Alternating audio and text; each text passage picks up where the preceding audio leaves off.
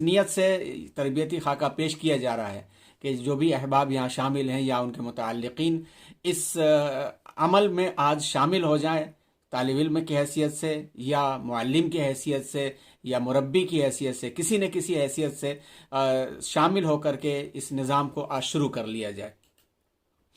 ये बात हम सब अच्छी तरह से जानते हैं और ये हदीस शरीफ हम पढ़ते भी हैं और अपनी तकारीर में इसका इस्तेमाल भी करते हैं कि नबी करीम सल्लल्लाहु अलैहि वसल्लम ने इरशाद फरमाया था, बुखारी में ये रिवायत मौजूद भी है, मैं युरिदिल्लाहु बिही खैरन युफ़क़्क़िहु फ़िद्दीन। जब अल्लाह तबारक व तआला ने तफ़क़्क़ुह फ़िद्दीन की राह पे हमें डाल करके खैर का इरादा कर लिया है, तो इस खैर को बचाने की खातिर हमें क्या क्या अमाल अंजाम देने हैं, इसकी तफसीलात आप बेहतर तरीके पर जानते हैं और अपने जहनों में हम रखें कि इस खैर के राह को हम बचाए रखें और अपने आप को इसमें लगाए रहें वरना सिर्फ डिग्रियां और सिर्फ नाम से खैर की राह पर कोई शख्स न रह सकता है, न बच सकता है। और तबरानी में भी और इसी तरह से मौजमुज़ ज़वाइद में भी ये रिवायत मिलती है और इससे मुमासिल कई रिवायतें और भी मिलती हैं, बाज़ मुरसल भी हैं और बाज़ जो हैं नबी करीम सल्लल्लाहु अलैहि वसल्लम से बराह रास्त भी मिलती हैं कि आलिम बनो या तालिब इल्म बनो या इल्मी गुफ्तगू को कान लगा कर सुनने वाले बनो या इल्म और अहले इल्म से मोहब्बत रखने वाले बनो। मज़कूरा 4 के अलावा 5वीं किस्म के मत बनो कि हलाक हो जाओगे। और 5वीं किस्म यह है कि तुम इल्म और अहले इल्म हज़रात से बुग़्ज़ रखो। यहाँ पर एक नुक्ता निकलता है कि ज़ाहिर में तो हम ये देखें कि यहाँ पर उनको मुखातब किया गया है जो अहले इल्म हैं, उनको मुखातब किया गया है और ख़बरदार किया गया है उन हजरात को जो उलमा और अहले इल्म से बुग़्ज़ रखते हैं। लेकिन यहाँ पर 5वीं किस्म में एक और नुक्ता निकलता है कि तुम इल्म से बुग़्ज़ न रखो। इल्म से बुग़्ज़ रखने का क्या मतलब हुआ? इल्म से बुग़्ज़ रखने का मतलब ये हुआ कि जो जिम्मेदारियां दी गई हैं उस जिम्मेदारियों के तहत जो उलूम हमें चाहिए और जिन उलूम की हमें ज़रूरत है उन उलूम से दूरी अगर हमने अख्तियार की तो फिर ये 5वीं किस्म के खदशात भी हमारे लिए भी हैं। अल्लाह ताला हम सबको हिफाजत फरमाए, हमें आलिम और तालिब इल्म बन करके और इल्मी गुफ्तगू को कहने और सुनने और इल्मी गुफ्तगू को करने वालों की फहरिस्त में शामिल फरमाए। यह सूरह इब्राहिम की आयत नंबर 4, बिस्मिल्लाहिर्रहमानिर्रहीम, वमा अरसलना मिर रसूलिन इल्ला बिलिसानि कौमिहिम लियुबय्यिन लहुम फयुदिल्लुल्लाहु मन यशा व यहदी मन यशा व हुवल अज़ीज़ुल हकीम। यह सूरह इब्राहिम की आयत नंबर 4 है। इस सिलसिले में तफासीर का मुताला हम करें तो तफासीर के मुताले में जो बातें समझ में आती है कि लिसान कौम से क्या मुराद है, लिसान कौम से क्या क्या चीज़ें उसके अंदर शामिल होती हैं। लिसान कौम से ज़बान शनासी भी शामिल होती है, मिजाज शनासी भी शामिल होती है, उलूम शनासी भी शामिल होती है, तारीख़ शनासी भी शामिल होती है। लिसान कौम में जब ज़बान शनासी की तफसीलात में हम जाएंगे तो फिर इलाक़ाई ज़बान, कौमी ज़बान और आलमी ज़बान यानी मुरव्वजा ज़बान जिसमें हमारा मदऊ और उस दौर के अफराद और लोग जिस ज़बान को समझ रहे हैं और बरत रहे हैं और जिस ज़बान में बात समझी जा रही है, सुनी जा रही है, वो तीनों आ जाएंगी। इलाक़े की ज़बान आ जाएगी, कौमी ज़बान भी आ जाएगी और आलमी ज़बान भी आ जाएगी। इसी तरह से ज़बान के साथ साथ मिजाज शनासी भी ज़रूरी होती है और मिजाज शनासी की तफसीलात में हम जाएंगे तो इंसान किस निज़ाम से ज़िंदगी गुजार रहा है और किस निज़ाम के तहत उसकी ज़िंदगी गुजर रही है, किस तालीम के तहत ज़िंदगी गुजर रही है, उसकी सोच और उसकी समझ, उसकी नफ्सियात क्या हैं, ये सब मिजाज के अंदर आ जाती हैं चीज़ें। इसलिए कि आप बेहतर तरीके पर जानते हैं कि इंसान का मिजाज निज़ाम बनाता है। मदारिस के निज़ाम से हम पढ़े हैं तो हमारा एक मिजाज है। लोग असरी इदारों और कॉलेज के निज़ाम से पढ़ते हैं तो उनका एक मिजाज होता है। लोग जो है मिशनरी इदारों से पढ़ते हैं तो उनका एक मिजाज होता है। तो मिजाज को पहचानने के वास्ते निज़ाम को पहचानना यानी जड़ को पहचानना बहुत ज़रूरी होता है और मिजाज को तालीम ही बनाया करती है और तालीम को समझने के वास्ते तालीम की नफ्सियात को जानना ज़रूरी होता है। और लिसान वजूद में आती है उलूम से और उलूम शनासी के लिए मुरवजा मज़ामीन के साथ साथ जो तकनीक है, जो मेथोडोलॉजी है, जिस मेथोडोलॉजी से उलूम पढ़ाए जा रहे हैं और जो उलूम मिजाज पर असरअंदाज होते हैं और जिस मिजाज की ज़बान इस्तेमाल की जाती है वो तमाम की तमाम चीज़ें इसी दायरे में आ जाती हैं। इसी तरह से तारीख़ शनासी क्योंकि ज़बान बनने के वास्ते तहजीब होती है और मज़हब भी असर करता है। तहजीबी तारीख़ और मज़ाहिब ये तमाम की तमाम तफसीलात लिसाने कौम में आ जाती हैं, जिसकी तरफ हमें मज़ीद तवज्जो की ज़रूरत है। आप अल्लामा बग़वी को, इसी तरह से अल्लामा अब्दुल हक हक्कानी को और ऐसे ही क़ुरतुबी को और दीगर मुफस्सिरीन को आप पढ़ें तो उन मुफस्सिरीन की आरा और ख़यालात के अंदर लिसाने कौम के अंदर ये तमाम के तमाम तफसीलात आपको मिल जाएंगी। तो इस लियुबय्यिना लहुम को सामने रखते हुए कि अल्लाह तबारक व तआला ने तबय्युन का लफ्ज़ इस्तेमाल किया है और बाब तफ़ईल यहाँ पर है, और बाब तफ़ईल की खासियत आप हज़रात बेहतर तरीके पर जानते हैं कि अच्छी तरह से वाज़े करके तदरीज के साथ, तफ़ईल में तदरीज भी पाई जाती है और उसके बाद तफ़ाउल के अंदर ज़्यादा कोशिश भी पाया जाता है, यानी तकल्लुफ़ भी उसके अंदर पाया जाता है कि जितना ज़्यादा हो सके और जैसे भी वाज़े किया जा सके उनको वाज़े किया जाए, लेकिन लिसाने कौम के अंदर ये इस दायरे पर आप नज़र रखें। अब इस दायरे पर नज़र रखते हुए उम्मत मुस्लिमा की जो नौजवान नस्ल है, इस उम्मत मुस्लिमा की नौजवान नस्ल की सूरत हाल को अपने सामने रखें। जैसा कि वहाँ पर तजर्बा हुआ 20 रोज़ के अंदर कि ईमान, इस्लाम और ईमान की असल से बेखबर और अमल और किरदार से नौजवान नस्ल पूरी तरह से दूर हो चुकी है।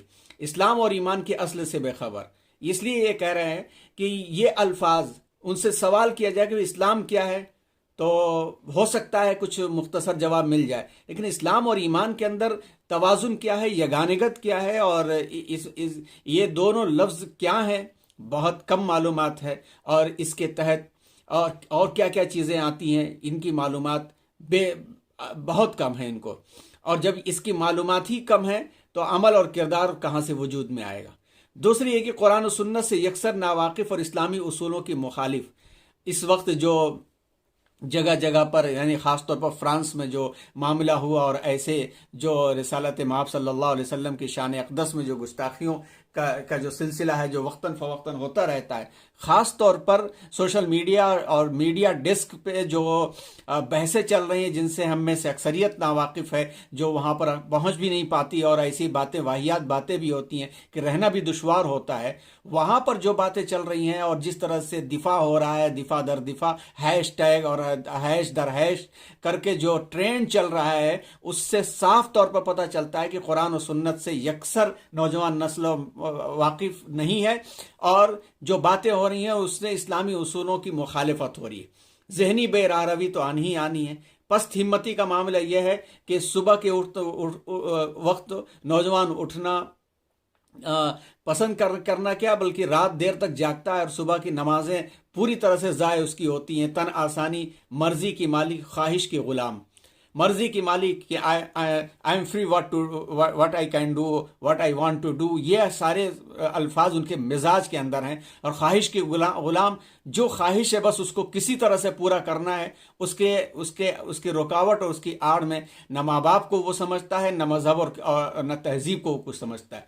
हलाल और हराम की तमीज़ की कमी इतनी बढ़ती चली जा रही है कि नशा आवरी बहुत तेज़ी के साथ हो रही है। जिस जगह का हम तस्करा कर रहे हैं वहाँ पर महज 6 महीने के अंदर ख़तरनाक रुख बना है नशा का, और पता ये चला है कि ये मुनज़्ज़म एक मंसूबे बंद तरीके पर मुस्लिम नौजवानों को नशे में मुब्तला किया जा रहा है। उस सूरत हाल को देख कर को तो याद आ गई तारीख की, जब बरतानिया ने अमेरिका पे कब्जा किया तो उस वक्त जब अमेरिका की दरियाफ्त हुई और वहाँ पर नई आबादियाँ और नई कॉलोनियाँ बनने लगी, तो वहाँ पर ग़ुलामी के खातिर हबशा से लोग ले जाए गए थे। और आप हजरात जानते हैं कि हबशा में इस्लाम जिस तरह से आया था और हुज़ूर अकरम सल्लल्लाहु अलैहि वसल्लम अहले हबशा से जिस तरह मोहब्बत फरमाते थे, ये आया है। और अक्सरियत वहाँ की मुसलमान थी, मगर आने वाले दौर में यानी 14वीं 15वीं 16वीं सदी में जो गुर्बत और जहालत का जो साया रहा, उसके तहत जब अमेरिका बसाया जा रहा था तो इन गुलामों को ले जाया गया और गुलामों को गुलाम बनाए रखने के लिए नशे में ऐसा मुब्तला किया गया कि 200-250 साल तक ये कौम नशे की आदी रह करके गुलामी में पिसती रहे। और अभी भी अक्सरियत आप वॉचमैन और छोटे ओहदों पर इन्हीं को आप वहाँ पर पाएंगे। बहरहाल बाद में मार्टिन लूथर के ज़रिए से आवाज़ बुलंद हुई। तो किसी कौम से अगर गुलामी करानी है तो उसको नशे में मुब्तला कर दो। जाहिर सी बात है कि नशे में मुब्तला शख्स जो बहुत ही ख़तरनाक किस्म के नशे ले रहे हो, जिसमें ड्रग्स के अंदर ब्राउन शुगर, हेरोइन तक का नशा हो और गांजा और इस तरह की शराब का नशा हो, तो 100-200 रुपए के लिए तो गले कटवाए जा सकते हैं। मजहब और तहजीब का क्या मामला। तो पता ये चला कि बहुत मुनज़्ज़म तरीके पर ये जगह जगह जहां मुस्लिम आबादी ज़्यादा है, इस जगह आप हजरात से दरखास्त है कि आप जहां जहां पर हैं आप अपने इलाके का एक सर्वे कीजिए कि किस किस किस्म का नशा वहां पर पनप रहा है, ये डेटा रखिए। क्योंकि अगर ये डेटा नहीं रहेगा तो हम कोई भी काम करेंगे, कुछ भी समझाने के लिए जाएंगे, हम कामयाब नहीं हो सकेंगे। इंटरनेट की गुलामी, फैशन और अनानियत, ये इसी तरह से इसके अलावा ये जो नौजवान नस्ल है इन खराबियों के साथ साथ तेज जहन है, लॉजिकल सोच है। कोई भी आप काम कहेंगे, आपने कोई भी मसला बताया, कोई भी चीज बताई, कबल इसके कि आप जुमला पूरा करेंगे। मिसाल के तौर पर खुतबे जुमे तक में भी ऐसा हो रहा है कि खुतबे जुमे में कोई बात आप कह रहे हैं, कोई हदीस आप पेश कर रहे हैं, कबल इसके कि आपका जुमला पूरा हो वो पीछे गूगल पर सर्च करके ला करके उसके मुकाबले में तफसीलात वो खड़ी कर देते, फौरन मुआजना करते हैं। कंपेयर करने का रुझान है कि अच्छा ऐसा है तो दूसरी जगह क्यों ऐसा है, क्यों और कैसे। ये लॉजिकल जहन और बहुत ज्यादा इनके अंदर है, और अज खुद आज़ादी के साथ अमल का जो जज्बा इनके अंदर है, क्योंकि तो मिजाज भी है। और जैसा कि हदीस में है तलिदिल अमत और रब्बतहा, कि उसी की तफसीलात में ये बात भी आती है कि आने वाली नस्लें अपने आप को आका मनवाएंगी, वही वाला मामला है। लेकिन इसके अंदर एक मुस्बत पहलू भी है कि अगर कोई काम इनके ऊपर थोपने के बजाय इन्हीं से कराया गया तो ये बहुत तेजी के साथ उसको अंजाम देते हैं। इसी तरह से वो थियोरी पर, नजरियात के ऊपर बहुत नहीं जाते हैं, इनको बहुत तकरीर की जाए और बहुत इनको नसीहत की जाए उस पर नहीं जाते, बल्कि प्रैक्टिकल काम में लगा दिया जाए, अमल में लगा दिया जाए, जिम्मेदारियां दे दी जाए तो वो करने का शौक होता है। और मॉडर्न मेथड से इतने हम आहंग है कि इसके अलावा कोई तरीका अगर इस्तेमाल किया गया तो उतना जूद असर नहीं हुआ करता। ये मुख्तसर सा खाका था नौजवान नस्ल का। लेकिन अब इसके साथ अगर अब भी हम नहीं जागे तो क्या होगा। बात बहुत दिनों से चल रही है और सभी चाह रहे हैं, सबके दिल में है, लेकिन चाहने से कौम के हालात नहीं बदलते, बातों से कौम के हालात नहीं बदलते। अगर अब भी नहीं जागे तो क्या होगा। अल्लाह ताला हिफाजत फरमाए हम सब की, कहीं ऐसा ना हो कि यस्तब्दिल कौमन गैरकुम का फैसला ना हो जाए और हम बड़ी बड़ी डिग्रियां रखने के बावजूद कोई हमें न सुने, कहीं फ़िरक़े ज़ाल्ला सबक़त न ले जाएं और हम महज फॉरवर्ड बाजियों में राह सुकून अख्तियार करें। फ़िरक़े ज़ाल्ला आप देखें कि यूट्यूब के ऊपर छोटी छोटी क्लिप्स, वेबसाइट्स में जाएं तो तफसीलात के साथ उनकी वेबसाइट्स, और इतनी अच्छी तरह की वेबसाइट्स जिसके ऊपर लोग जा करके उससे इस्तेफादा करते हैं। ये इसमें से बड़ी तादाद मिल जाएगी उन फ़िरक़ों की जो अहले सुन्नत वल जमात से बाहर हैं, कहीं ना कहीं कजी उनके अंदर पाई जाती है। और अहले सुन्नत वल जमात और मुत्तफ़िक़ा उलमा और उलमा देवबंद और की सरपरस्तियों में काम करने वालों के पास इतनी ज़्यादा मुअस्सिर वेबसाइट्स और छोटी छोटी क्लिप्स अब तक उतनी नहीं है जितनी दूसरे की है, और दूसरे एक दिन के बाद एक दिन आगे बढ़ते चले जा रहे हैं। कई उम्मत हमसे बेजार होकर गलत राह अख्तियार न कर ले और हम उन्हें फासिक व फाजिर की तहरीरें देते फिरें। हमसे बेजार होने में एक मिसाल आपके सामने हम यहाँ पर बयान करते हैं कि एक बहुत बड़ा ग्रुप है जिसमें तकरीबन 300-350 लोग आलमी तौर पर शरीक हैं, और बड़ी बड़ी यूनिवर्सिटियों के प्रोफेसर और बड़े बड़े अहले इल्म उसके अंदर हैं जिन्होंने असरी दानिशगाहों में तालीम हासिल की है। और वो उसमें खाल 2-4 बस बुनियादी सतह के उलमा हैं। बाकी ये तमाम के तमाम हजरात कुरान फहमी के वास्ते आपस में मुज़ाकरा करते हैं और कुरान से एक मोती निकाल करके सामने पेश करते हैं। लेकिन सबकी तह में आप जाएंगे तो पता चलेगा कि न तो उन्हें उलूम कुरान से कोई मतलब है, न तो नासिख व मनसूख से कोई मतलब है, और न तो कुरान के जो उसूल है तफसीर करने के उससे कोई मतलब है ये, और न हदीस से इतना ज़्यादा इनका रब्त और ताल्लुक़ है। ये कुरान के अल्फाज को लेकर के सिर्फ और सिर्फ उससे तफसील निकालते हैं और निकाल करके उसको अमल में लाने की कोशिश करते हैं। बल्कि कई मकामात पर तो इस बात का बरमला इजहार भी होता है कि कुरान में चीज़ें मिल गई तो हमें दूसरी जगह जाने की ज़रूरत क्या है। लेकिन हम सब अच्छी तरह से जानते हैं कि कुरान मजीद को मुकम्मल अगर समझना है तो उसके वास्ते हदीस, सीरत और सुन्नत के बगैर नहीं समझा जा सकता। खुद कुरान मजीद में अल्लाह ताला ने इरशाद फरमाया। तो इस तरह के लोग ये अल्फाज भी इस्तेमाल करने लगे हैं कि उलमा ने इसको अब तक छुपाए रखा था, उलमा बताते नहीं है, हम बता रहे हैं। तो अगर इस तरह से बेजार होकर के गलत राह अख्तियार कर लेगी कौम और उसे लगेगा कि हाँ हम अज खुद समझने लगे हैं शरीयत को और दीन को, तो फिर बहुत मुश्किल हो जाएगा। याद रखें, नई नस्ल अमली तौर पर उन गुस्ताखान से कहीं आगे निकल चुकी है जिनके लिए बद्दुआएं हो रही हैं। अयुन कसुद्दीन व अना हई सैयदना हज़रत अबू बकर सिद्दीक़ रज़ी अल्लाह तआला अन्हो का नारा था, और आप रज़ी अल्लाह तआला अन्हो ने तमाम लोगों की मुखालफत के बावजूद, आप तारीख़ पढ़िए ख़ास तौर पर कि जब ये मामला हुआ था और आप रज़ी अल्लाह तआला अन्हो अड़ गए थे कि मैं हर वो काम करूंगा जिसको आका सल्लल्लाहु अलैहि वसल्लम करके गए थे या हुक्म दे करके गए थे। लश्कर उसामा को भेजने का फैसला हो गया था, उधर मुर्तदीन का मामला था, इधर मानिईन ज़कात का मामला था। ऐसे में बड़े बड़े सहाबा भी समझाने के लिए आ गए कि, और हज़रत उमर रज़ी अल्लाह तआला अन्हु का भी मशहूर कौल है कि वो भी आ गए कि अभी महाज पूरी तरह से हर तरफ खुले हुए हैं, अभी अंदर का मामला छोड़ दिया जाए या बाहर का मामला छोड़ दिया जाए। तो हज़रत अबू बकर सिद्दीक़ रज़ी अल्लाह तआला अन्हु ने उस वक्त कहा था कि खुदा की कसम मदीना छोड़ के सब लोग चले जाएं और मदीने में कोई ना रहे और भेड़िए हमें घसीट डालें, तब भी मैं एक काम भी वो नहीं छोड़ूंगा जिसको आका सल्लल्लाहु अलैहि वसल्लम कह करके या करके गए थे। उसी वक्त जुमला ये इरशाद फरमाया था, अयुन कसुद्दीन व आना हई, कि क्या दीन टूट रहा हो और उसमें नक्स पैदा किया जा रहा हो और मैं जिंदा रहूं, मेरे जीते जी नहीं हो सकता। फमा लहुल आन, अब इस विरासत को संभालने के लिए कौन आगे आ रहा है, कौन है? यकीनी तौर पर अल्लाह ताला ने ये मौके तो मदारिस के ज़रिए से हमें अता फरमाया है, और इसी तरह से मदारिस ने हमारे ऊपर एतमाद किया है। हमारे असातिज़ा, हमारे अकाबरीन ने जिन्होंने अपने अपने वक्त में बेसरो सामानी के आलम में निज़ाम तब्दील करके रख दिया था। तो अगर मगरबी महाज कायम करना था तो अल्लाह ने काम लिया, बड़े बड़े हजरात से काम लिया। आप देखें, अल्लाह ताला ने आज़ादी के बाद से दारुल उलूम देवबंद कायम करा करके हिंदुस्तान के अंदर दीन की हिफाजत का इंतज़ाम किया और मदारिस की उम्मुल मदारिस का लक़ब अता फरमाया। अल्लाह ताला ने जब हज़रत मौलाना इलियास साहब अलैहि रहमा के ज़रिए से घर घर दावत पहुँचाने का काम लिया। अल्लाह ताला ने हज़रत मौलाना सैयद अबुल हसन अली नदवी अलैहि रहमा के तहत नौजवान नस्ल और अरबों और मगरिब शनासी के लिए अल्लाह ने काम लिया।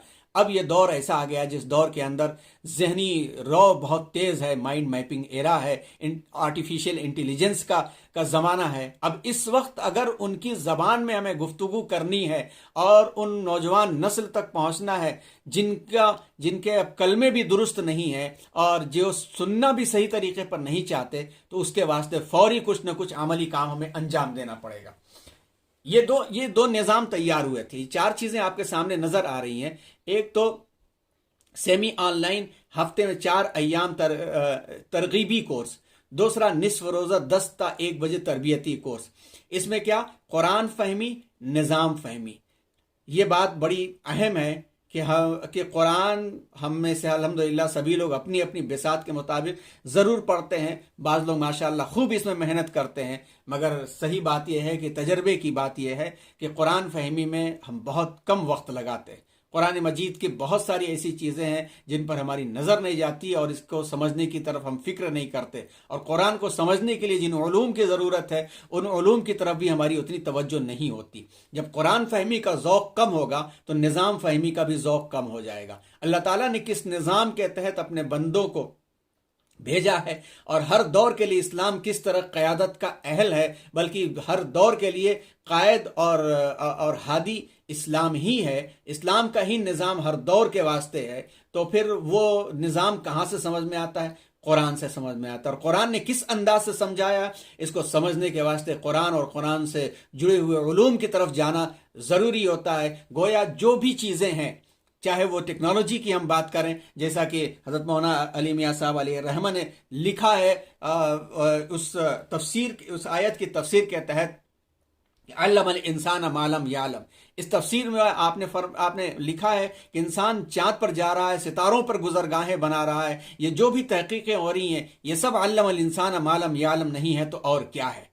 तो कुरान फहमी का ही ज़ौक़ असल ज़ौक़ है और इसी को अच्छी तरह से इस्तेमाल कर लिया गया, इससे जुड़े हुए उलूम से वाकफियत हासिल कर ली गई तो निज़ाम फ़हमी आसान हो जाएगी। और निज़ाम फ़हमी जब आसान हो जाएगी, ख़ुद अपने निज़ाम पर हम मुतमईन होंगे तो फिर दूसरे निज़ाम के मुकाबले में अपने निज़ाम की फ़ौक़ियत को साबित कर सकते हैं। तो फौरी तौर पर दो काम है। सेमी ऑनलाइन का मतलब क्या होता है? एक तो ऑनलाइन जिससे अभी हम जुड़े हुए, बस मुहाजरा हो रहा है, तो ऑनलाइन में सिर्फ मुहाजरा हो सकता है, तहरीक दिलाई जा सकती है, लेकिन तरबियत नहीं हो सकती। सेमी ऑनलाइन का मतलब यह होता है कि जैसे मिसाल के तौर पर इस वक्त अभी आइंदा कितने महीनों तक ये लॉकडाउन की सूरत हाल रहे और इदारे खुलने की इजाज़त पूरी तरह से ना हो, ख़ास तौर पर रिहायशी इदारों के बारे में ना हो, तो ऐसे वक्त में सेमी ऑनलाइन कोर्स बहुत मुफीद साबित हो सकता है। सेमी ऑनलाइन कोर्स का मतलब यह होता है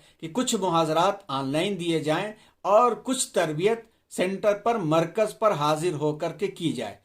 उसको और मजीद वाज़ेह हम इस तरह करते हैं। सेमी ऑनलाइन में मिसाल के तौर पर ये MFERD से जुड़े हुए मुहाजरात हो रहे हैं, अकाबिर असातिज़ा कराम के मुहाजरात हो रहे हैं, लेकिन अब इन एक मुहाजरा हुआ, जैसे एक मुहाजरा अगर रख दिया गया, हज़रत मौलाना खालिद सैफुल्लाह रहमानी साहब दामत बरकातुम का एक मुहाजरा रख दिया गया कि दौर हाजिर में अगर शान रिसालत में गुस्ताखी हो रही है तो इस शान रिसालत में गुस्ताखी के मुतालिक जितनी भी अहादीस और रिवायात आई हैं, वो रिवायात और अहादीस क्या हैं, आज के हालात में क्या तत्बीक होंगी, अल्लाह नऊज़ुबिल्लाह, अल्लाह हिफाजत फरमाए, हिंदुस्तान में ऐसी सूरत हाल होता है, इसी सूरत हाल में हमारा किरदार और अमल क्या होना चाहिए। अब हजरत का मुहाजरा इस उन्वान पर हुआ, इस मुहाजरे पर आधा घंटा 1 घंटा सुन लिया गया। अब इस मुहाजरे को सुनना हुआ, इससे तहरीक मिली, तरगीब मिली, जो इशारे और हवाले दिए थे वो इशारे हवाले हमने नोट कर लिए, ये तो हो गया ऑनलाइन। अब उसको उसी रोज या अगले रोज जिस मकाम पर हम हैं, चाहे 2 आलिम हो या 4 आलिम हो या 5 उलमा हो, मिल करके एक मरकज में बैठ करके 1 घंटा या 1.5 घंटा एक को अमीर बना करके, चाहे उसमें कोई जो तजर्बेकार हो, कोई सीनियर हो, तो उसको अमीर बना लें, एक को अमीर बना करके बैठ करके उस पर मुज़ाकरा करके उन हवालों को बराह रास्त सामने रख करके 1-1.5 घंटा मुज़ाकरा करके एक रिपोर्ट तैयार करके एक तैयारी कर लें कि अब ये हमारे पास एक मवाद आ गया, हजरत ने ऐसा बताया था, उनके रोशनी में हमने ये मेहनत की और इस मेहनत करके इन चीज़ों को हमने यूं नोट किया है, अब लो ये दस्तावेज है, अब हम इसको इंटरनेट पर डाल सकते हैं या उन लोगों तक पहुंचा सकते हैं जो सोशल मीडिया पर काम कर रहे हैं। तो ये होता है सेमी ऑनलाइन। इससे तरगीब मिलती है कि हम किस तरह से काम कर सकें, और इस वक्त हमें लगता यह है कि यही कोर्स सबसे ज्यादा किया जा सकता है, क्योंकि हर शख्स अपनी जगह पे मसरूफ है। मसरूफियत के साथ साथ अभी हालात वो नहीं बन सके हैं कि एक जगह जमा होकर के तरबियत की जा सके, तो सेमी ऑनलाइन इसको कहा जाता है। हफ्ते में 4 अय्याम तरगीबी कोर्स क्या है, आगे बताते हैं। दूसरा है निस्फ रोजा 10 बजे से 1 बजे के दरमियान में तरबियती कोर्स। ये 2 हैं जो फौरी करने के हैं। अब निस्फ रोजा वाला तो उस वक्त हो सकता है कि जब इदारे में हाजिर होने की इजाजत मिल जाए। अब ये भी किसी एक मकाम पर आकर के रिहायशी तरबियत करना फिलहाल तो मुश्किल लग रहा है। कम से कम इस रमज़ानुल मुबारक तक अल्लाह चाहे तो हो सकता है बिल्कुल, लेकिन बज़ाहिर ऐसा नहीं लगता कि रिहायशी इदारे इतने आसानी से खुल सकेंगे। तो अगर ये नहीं हो पा रहा है तो इसको भी बड़े बड़े शहरों में, जैसे मैसूर में यहाँ पर थोड़ा सा वक्त हम भी दे सकते हैं, बेंगलोर में भी माशाल्लाह बहुत सारे लोग हैं, हैदराबाद है, बॉम्बे है, वहाँ पर भी बड़े अच्छे से अच्छे उलमा मौजूद हैं, बेहतरीन सलाहियत वाले मौजूद हैं। क्यों नहीं हम लोग 8-8 10-10 का बैच बना करके यहाँ पर भी काम अंजाम देना शुरू कर दें। सेमी ऑनलाइन हफ्ते में 4 अय्याम तरगीबी कोर्स में क्या हो सकता है, इस पर जरा आप तो हजरात तवज्जो दें, क्योंकि इस वक्त का सबसे अहम उन्वान हम लोगों का यही है। सेमी ऑनलाइन के अंदर, जैसा सेमी ऑनलाइन की वजाहत हमने की कि ऑनलाइन मुहाजरा सुना, एक सेंटर में हाजिर हुए एक वक्त पे, और वहां पर मुज़ाकरा करके मुज़ाकरा रिपोर्ट बना करके शाम तक जिस पोर्टल से या जिस प्लेटफॉर्म से, MFERD के प्लेटफॉर्म से जो चीज़ें हमें सिखाई गई हैं वहां तक रिपोर्ट भेज दी जाए। अब ये क्या हो सकता है, पीर ता जुमेरात सुबह के ताज़ा तालीमी औकात में रोज़ाना 2 मुहाजरात हों। पीर ता जुमेरात 4 दिन ताज़ा तालीमी औकात आमतौर पर 8 से लेकर के 1 बजे के बीच में समझे जाते हैं। इसमें 8 से 10 भी हो सकता है, 10 से 12 भी हो सकता है, 11 से 1 भी हो सकता है। जो वक्त मुनासिब हो इस पर मुज़ाकरा करके इसमें एक वक्त तय कर दिया जाए कि 2 मुहाजरात होंगे। अब इसके अंदर 2 मुहाजरात होंगे एक उन्वान पर, एक दिन में एक उन्वान पर 2 मुहाजरात होंगे। और उसके बाद जैसा कि बताया गया कि सेंटर पर अगर 2 लोग, 4 लोग या 10 लोग सेंटर पर जमा हो रहे हैं, मिसाल के तौर पर 10 से 1 का टाइम है, तो 10 से 1 के वक्त में 10 से 12 तक 2 मुहाजरात हुए, या बहुत ज्यादा हुआ तो एक मुहाजरा 40 मिनट से ज्यादा का नहीं होना चाहिए, बहुत ज्यादा हुआ तो 45 मिनट, 90 मिनट के 2 मुहाजरात हो गए। फिर इसके बाद मुहाजरात के बाद से एक को अमीर बना करके तय करके उसकी इमारत में आज जो मुहाजरा हुआ है इसमें हम किस तरह से अपने इलाके में इस काम को कर सकते, अपने इलाके में करने के वास्ते लोगों की नफ्सियात क्या है, सोच क्या है, और रुकावटें क्या हैं, इम्कानात क्या हैं, इन तमाम चीजों को सामने रखा जाए। जब किसी भी काम को करना होता है तो उसके वास्ते 3 चीजें बहुत जरूरी होती हैं। पहली यह है कि हमें मालूमात होनी चाहिए, तो मालूमात इंशाअल्लाह माहिरीन के मुहाजरात से रहनुमाई मिल जाएगी। दूसरा यह है कि मालूमात पर यकीन हमें होना चाहिए कि ये मालूमात जो हमें दी गई हैं ये मालूमात सही हैं और इसके मराजे हमारे पास मौजूद हैं। तो उसके वास्ते बराह रास्त मराजे से इस्तेफादा करना पड़ता है, जिसको कहते हैं फर्स्ट हैंड नॉलेज। तरगीबी मुहाजरा सेकेंड हैंड नॉलेज होती है, जिससे तहरीक मिलती है। फर्स्ट हैंड नॉलेज में हम खुद तफसीलात को हासिल करते हैं। 2 चीज हो गई। तीसरी चीज हो गई कि उसको बरूएकार लाने के वास्ते इलाके की सूरत हाल को सामने रखना होता है। जब इलाके की सूरत हाल को हम सामने रखते हैं, काम करना चाहते हैं, तो उस वक्त टीम वर्क जो होता है बहुत काम करता है। मिसाल के तौर पर 5 लोग हमारी टीम के अंदर हैं, अब 2 मुहाजरात हुए, 5 लोगों में काम बांट दिया गया कि आप ये मराजे तलाशिए, आप जो है इसको नोट कीजिए, और आपका काम, आप 3 हजरात का काम यह है कि इस इलाके की सूरत हाल को लिखिए कि इस इलाके में किस मिजाज के लोग रहते हैं, किस तरह के इदारे पाए जाते हैं, और इनकी सोच और समझ, उठना बैठना कैसा है, इनको किस अंदाज से समझाया जा सकता है। गोया एक तरह से कहा जाता है कि किसी भी काम को करने के लिए स्वॉट एनालिसिस करना पड़ता है। ये स्वॉट एनालिसिस क्या है ये कभी और तफसीलात आएंगी। एस फॉर स्ट्रेंथ, यानी इस इलाके में काम किया जाए तो इस इलाके की ताकत क्या है। डब्ल्यू फॉर वीकनेस, दुश्वारियां क्या है इस इलाके के अंदर, कमजोरियां क्या हैं। ओ फॉर अपॉर्चुनिटीज, इन दुश्वारियों के अंदर हम कैसे मौके निकाल सकते हैं। और टी फॉर थ्रेट्स, यानी खतरात क्या हैं, इन काम को लेकर के बढ़ेंगे। इनको सामने रखते हुए सूरह वल अस्र की तफसीर को हम सामने रखें तो इंशाअल्लाह काम आसान हो जाता है। यानी इल्लल्लज़ीना आमनू, ईमान की मेहनत, आमिलुस्सालिहात, अमल साले यानी प्रैक्टिकल मैदान में उतरना, माशरती खिदमत से जुड़ना और इन तमाम चीज़ों को अमली तौर पर अंजाम देना, और हक और सब्र, ये 4 चीज़ों को लेकर उतरें तो कहीं ना कहीं से राह अल्लाह ताला अता फरमाते हैं। फिर दूसरी चीज़, सेमी ऑनलाइन कोर्स में मुहाजरात में तालिब इल्माना शिरकत होनी चाहिए, न कि बहैसियत मजहूल सामे। मजहूल सामे की हैसियत से शिरकत का कोई मतलब नहीं होता है। यानी मुहाजरा सुना हमने, अब बड़े बुजुर्ग का मुहाजरा है, जाहिर सी बात है कि 40 मिनट के अंदर मुज़ाकरा नहीं हो सकता, और नेटवर्क की भी दुश्वारी होती है, और एक साथ जैसे इस पोर्टल के ऊपर 50 से ऊपर लोग जुड़े हुए, मुमकिन है तादाद और ज़्यादा हो गई हो। अब 50 लोग भी अगर मुज़ाकरा करने लगेंगे तो एक हंगामा सा बर्पा हो जाता है, उस वक्त इम्कान नहीं होता है। तो उस वक्त मुज़ाकरे के जो इम्कानात होते हैं कि मुहाजरा होने के बाद जो 1 घंटा हम बैठ करके आपस में अपने सेंटर पर, मरकज पर हम जो मुज़ाकरा कर रहे हैं ये हो जाता है। और अगर ये नहीं होगा तो सिर्फ मुहाजरात होते रहेंगे। 1-2 मुहाजरात के बाद जहन से हमें बात उतर जाएगी कि मोहतरम डॉक्टर मुश्ताक साहब दामद बरकातुहू ने क्या कहा था परसों, क्या तरगीब दिलाई थी उन्होंने, भूल जाएंगे हम। इसलिए बहुत ज़रूरी होगा कि मुज़ाकरा किया जाए। तो मुहाजरात में तालिब इल्माना शिरकत होनी चाहिए, न कि बहैसियत मजहूल सामे। अनावीन क्या रखे जाए, फिक्री मज़ामीन पर मुश्तमिल होने चाहिए। मसलन इस्लामी फ़िक्र, इस्लामी फ़िक्र क्या है, हमें इसको बहुत अच्छी तरह समझना चाहिए कि हमें कुरान फहमी का मामला हो या हदीस और सुन्नत और सीरत को मौजूदा दौर में फैलाने का मामला हो, और तो वो उसके तहत जो फिक्र निकल करके आती है वो क्या चीज़ है। गैर इस्लामी फिक्र और गैर इस्लामी तहजीब को भी हमें मालूम करना चाहिए। तहरीकात ने जिन्होंने दुनिया को मुतासिर किया, इसके ऊपर बहुत मुहाजरात और मुज़ाकरात इस पोर्टल से भी हो चुके हैं। तहरीकात के अंदर अपनी भी तहरीकें हैं, बातिल तहरीकें भी हैं। इसी तरह से मज़ाहिब, उनका तर्ज दावत भी हमें मालूम होना ज़रूरी है कि मज़ाहिब ने दुनिया को मुतासिर किया तो क्या मेथोडोलॉजी उनकी थी। बुद्धिज़्म हिंदुस्तान में बहुत तेज़ी से फैला तो क्या वजह थी, क्यों आवाम ने कबूल किया, तो इससे आवाम की साइकोलॉजी का हमें पता चलता है। और किसी चीज़ को रद्द किया तो क्यों आवाम ने रद्द किया, उसकी साइकोलॉजी का पता चलता है। इसी तरह दाई और मदऊ की नफ्सियात क्या होती हैं, इसके ऊपर मुहाजरात किए जा सकते हैं कि जैसे मिसाल के तौर पर आज के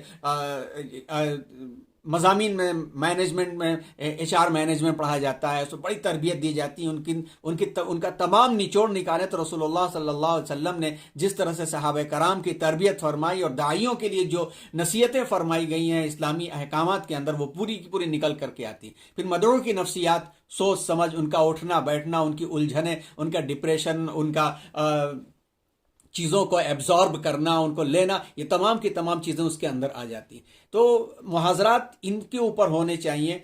और इसी तरह से सोशल मीडिया डेस्क आज क्या है, इसके ऊपर माहिरीन की एक जमात को तलाश करना चाहिए। सर्च इंजन कौन कौन से हैं, शुरू में ये मुहाजरात हो, बाद में ये मुहाजरात हो कि सोशल मीडिया कौन कौन सा है और उस प्लेटफॉर्म पर हम किस हद तक जा सकते हैं, कहाँ तक जा सकते हैं, खुद का बनाना है और उसी में शामिल होकर के वहाँ की चीज़ों को देख करके सही करना है। सर्च इंजन कौन कौन से हैं और कहाँ से हम चीज़ों को सही तरीके पर सर्च कर सकते हैं। तो बहुत सारी चीज़ें सर्च करते हैं, लेकिन मुआविन और मुखालिफ वेबसाइट की पहचान किस तरीके पर की जाए, कैसे उसको पहचान करके लोगों तक उसको पहुंचाया जाए कि कौन सी वेबसाइट्स हैं जो इस्लाम के नाम पर गलत बनाई गई हैं या बातिल फिरकों की तरफ से बनाई गई हैं। ये तमाम की तमाम चीज़ें सेमी ऑनलाइन के अंदर इनके मुहाजरात हो सकते हैं। और इसी तरह से ई दावा ऑनलाइन किस तरह से अपनी बात को फैलाया जाए, जैसे कि आप देख रहे हैं कि ऑनलाइन बात हो रही है, तो इसी तरह से बहुत सारे डेस्क हैं और बहुत सारे लोग मोबाइल पर अपने यूट्यूब चैनल बना लेते हैं, बहुत सारे लोग ब्लॉग बना लेते हैं और आसान हो गया है। आज इतनी तरबियत की भी ज़रूरत नहीं होती है, बस एक रुख देने की ज़रूरत है। रुख इसलिए देने की ज़रूरत है कि एक काम जो इज्तिमाइयत के साथ होता है, तो कभी भी बड़ों की सरपरस्ती में जब काम होता है तो कभी भी रास्ते इंसान भटकने नहीं पाता, कहीं ना कहीं उसे रहनुमाई मिल जाती है। तो सेमी ऑनलाइन के अंदर ये कोर्स होने चाहिए। जो निस्फ रोज़ा 10 ता 1 बजे तरबियती कोर्स होना चाहिए, वो ये होना चाहिए कि पीर ता जुमेरात अमली तरबियती कोर्स सेमाही का मतलब 90 रोज़ नहीं बल्कि 100 दिन, मुमकिन दिसंबर और मार्च के दरमियान में। कि उम्मीद है कि दिसंबर के 15 तक या जनवरी के तक इदारों में हाजिर होने के लिए मौके मिल जाएं। तो जैसा कि अभी पीछे बताया गया कि ये ऐसा कोर्स है कि इस कोर्स के अंदर मस्जिद के अइम्मा भी शामिल हो सकते हैं और मदारिस फ़िलहाल अभी इम्कानात कम है कि मदारिस खुलें या स्कूलों में छोटे बच्चों के इदारे खुलें, तो वो असातिज़ा भी खाली हैं। ख़ास तौर पर मसाजिद से लगे हुए अइम्मा कराम इसमें शामिल हो सकते हैं कि वो करीब में किसी सेंटर से अगर वो जुड़ जाएं तो आम तौर पर ये कोर्स कर सकते हैं। इसमें क्या किया जा सकता है, ज़बान, मुआसलात, इंफॉर्मेशन टेक्नोलॉजी पर रोज़ाना 2 घंटे माअमली मश्क। ज़बान से मतलब उर्दू ज़बान भी है, ज़बान से मतलब इलाकाई ज़बान भी है और ज़बान से मतलब आलमी ज़बान भी है। तो जिस ज़बान में कम से कम इस वक्त अगर उर्दू ज़बान भी मुआसलात, उसके कम्युनिकेशन और मुआसलात अच्छी रही और मुआसलात के ऊपर मुअस्सिर तरीके पर मेहनत कर ली गई तो भी उसका अच्छा असर होता है। आप देखें बहुत सारे ऐसे मुहाजिरीन हैं और ऐसे लोग हैं जैसे मौलाना तारिक जमील साहब दामद बरकातुहूम, उनकी ज़बान आप देखें, जिस अंदाज से गुफ्तगू करते हैं, कोई यार इंग्लिश की ज़रूरत नहीं, कोई दीगर ज़बान की ज़रूरत नहीं और बहुत ही मुअस्सिर तरीका होता है और ऐसे बहुत सारे लोग आपको मिल जाएंगे। तो मुआसलात पर मेहनत अगर हो गई तो ज़बान कोई सी भी हो मुअस्सिर हो जाती है। इसी तरह से अगर थोड़ी सी इंटरनेशनल ज़बान पर थोड़ी मेहनत हो जाए और उसके साथ साथ इंफॉर्मेशन टेक्नोलॉजी, इंफॉर्मेशन टेक्नोलॉजी जो है वो जो इलेक्ट्रॉनिक टेक्नोलॉजी इंटरनेट से जुड़ी हुई है, इसके बारे में थोड़ी मेहनत हो जाए, 2 घंटे रोजाना मेहनत हो जाए तो 100 दिन के अंदर 200 घंटे बहुत काफ़ी होंगे। और ख़ास तौर पर इल्मी हजरात जो होते हैं, मदारिस से जो फारिगीन होते हैं, उनका जहन आम लोगों के मुकाबले में 10 गुना काम करता है। वो 200 घंटे लोगों के 2000 घंटों के बराबर हो सकते हैं अमली मश्क के साथ। इसी तरह से इस्लामी फ़िक्र और इस्लामी फ़िक्र, गैर इस्लामी तहजीब, तहरीकात, मज़ाहिब और इनका तर्ज दावत, दाई मदू की नफ्सियात, साइंस, माशियात, शख्सियत साजी पर मुतबादिल अय्याम में माहिरीन फ़न के मुहाज़रात, सेमिनार और वर्कशॉप। इनमें जैसा कि अभी 4 घंटे का टाइम है, ये 4 घंटे के टाइम में 2 घंटा तो इस पर निकल गया।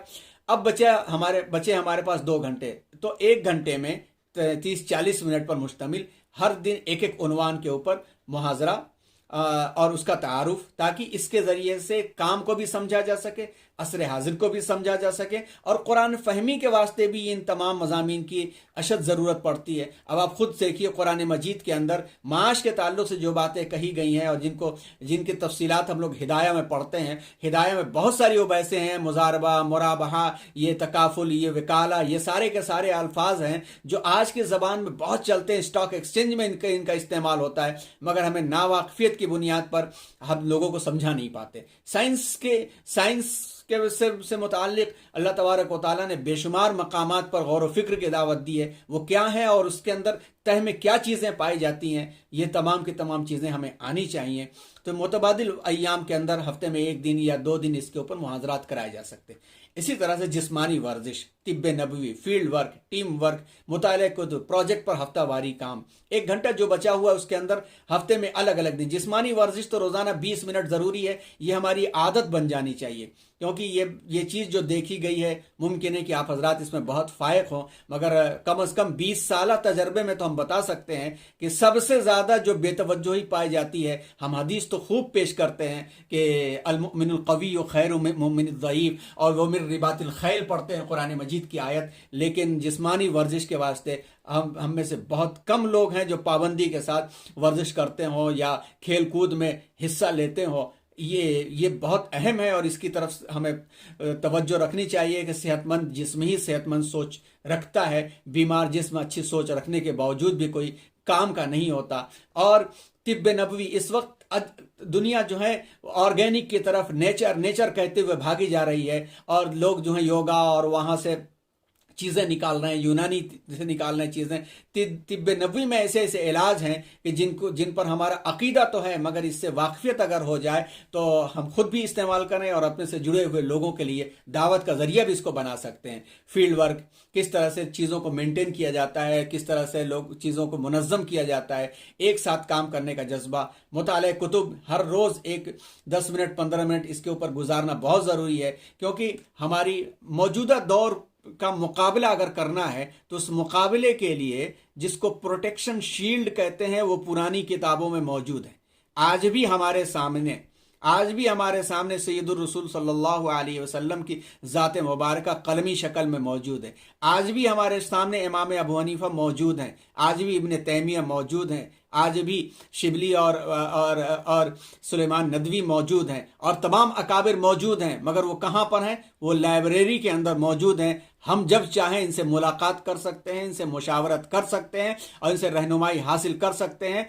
अगर इनके मुताले के बगैर हम जदीद हालात का हमने मुकाबला किया तो कहीं ना कहीं गलती का शिकार हो जाएंगे। ये तजर्बे की बात आपको बता रहे हैं।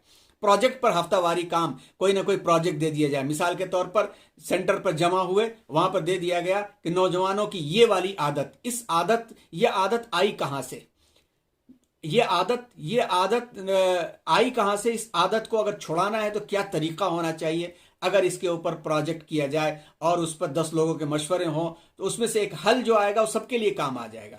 फिर आखिर के अय्याम में पावर पॉइंट का तरीक़ाकार, पावर पॉइंट कैसे बनाया जाए, कम वक्त में पावर पॉइंट कैसे बनाया जाए। अगर माशाल्लाह अब तो अक्सर लोग इसका इस्तेमाल करते हैं, लेकिन आदत हो जाए तो अल्हम्दुलिल्लाह बहुत जल्दी बन सकता है। जो भी पावर पॉइंट आप देख रहे हैं ये तकरीबन 45 मिनट का काम सिर्फ है।